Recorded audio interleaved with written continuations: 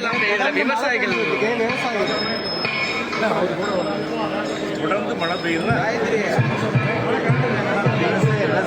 விவசாயம் பாதிக்காமல் இருந்தால் ஆனால் என்ன இயற்கை நம்ம ஒன்றும் பண்ண முடியாது. ஆனால் அதுக்கான வேண்டுதல் எங்கள் மனசில் இருக்குது. எல்லாரும் நல்லா இருக்கணும்.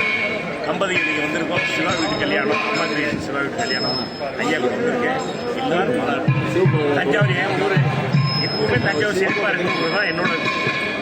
இப்படி மழை பாதிக்கிறது. மழை நம்ம சீசன் டைமு ஒன்றும் பண்ண முடியாது.